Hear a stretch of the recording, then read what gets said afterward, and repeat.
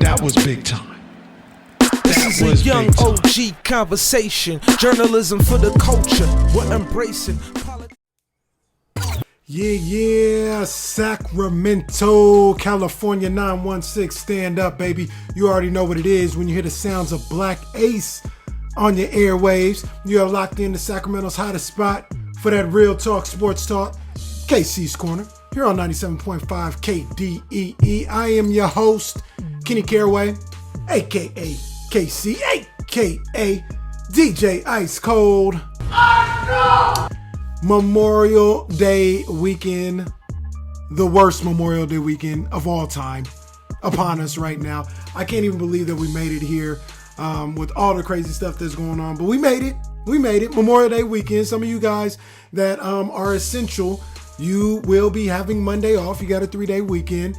And yeah, we're going to try our best to enjoy it. Jam-packed show here today. We got a lot going on. We're going to talk about, what are we talking about today? MLB, shrimping still. We got to talk about The Last Dance. It finally ended up.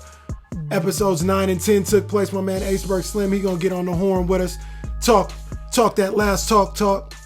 There's a lot of talks there.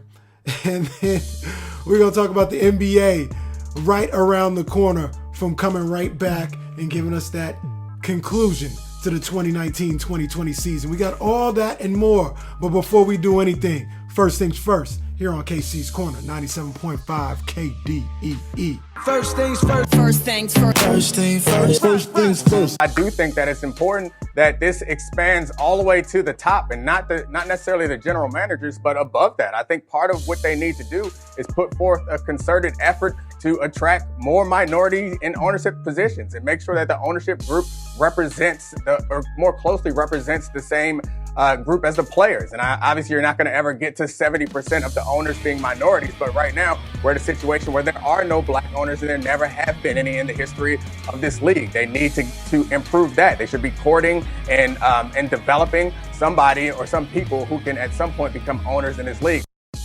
The NFL this week expanded the Rooney Rule to increase the number of minority head coach candidates required to be interviewed. Team owners voted to remove a barrier that prevented some assistant coaches from pursuing coordinator jobs elsewhere, and the league will keep brainstorming after tabling the controversial resolution that proposes to incentivize making minority hires by providing better draft positioning if they do that.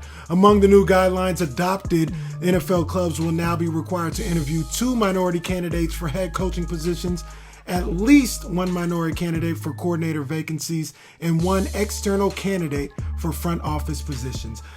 Now, I mentioned before about a controversial resolution that the NFL was floating out there last week. And there were reports that the NFL was flirting with the idea of incentivizing teams to hire minority candidates by offering them extra draft picks if they were to hire black coaches to the staff.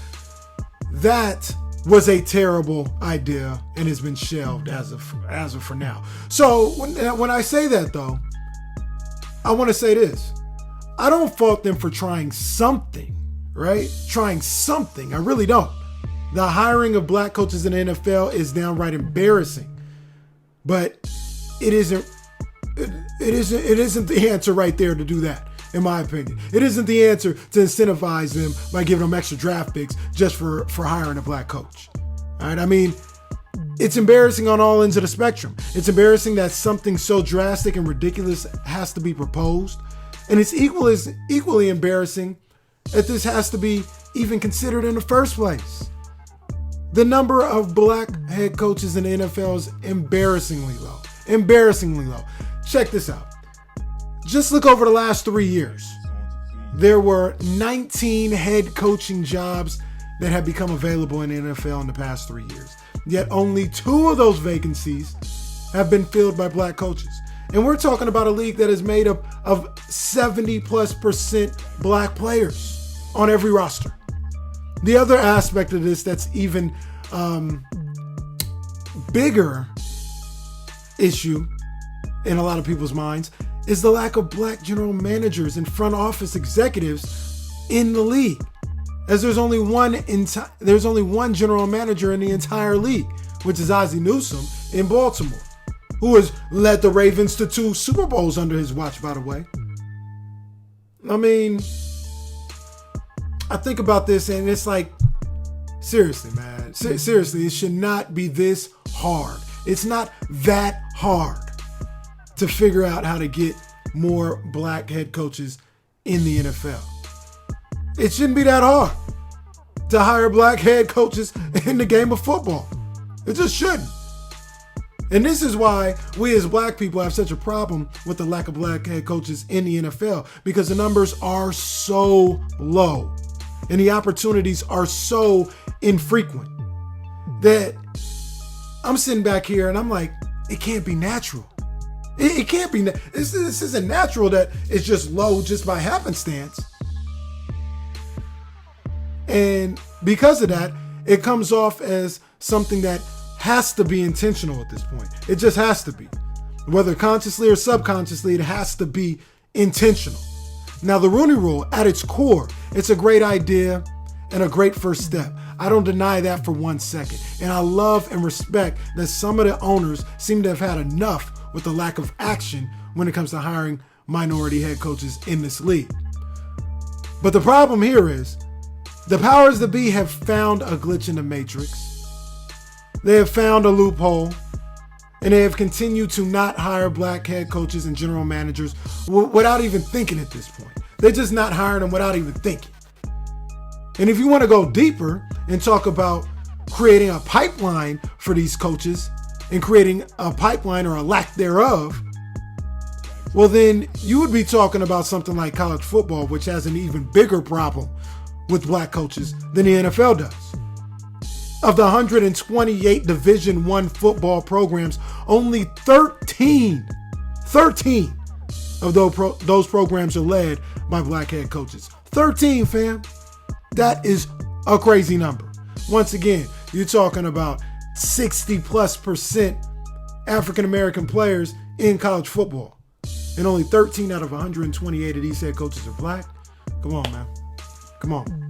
Moving forward, we will see what type of effect these new improvements on the Rooney Rule actually has for changing the fortunes of so many black head coaches, not only in the NFL, but could possibly have a trickle-down effect on what goes on in the college ranks as well. So we're going to take a look at that.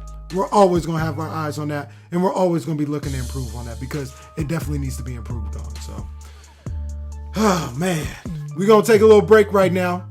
When we come back, the NBA is inching closer and closer to a return for its 2019-2020 season. I'll give you all the latest developments on everything that is going on with the NBA's pursuit to come back this year. But before we do that, let's get to some music. Yesterday was Biggie Smalls' birthday. He would have turned 48 years old yesterday. That's crazy. 48 years old for Biggie Smalls. And you know I couldn't let it go without a double play from Biggie. So let's start it off with a little Hypnotize. Notorious B.I.G. here on 97.5 KDEE. Barbershop talk in the chair, getting the taper. Young OG, it's the sack homie. Memento potential to own the streets.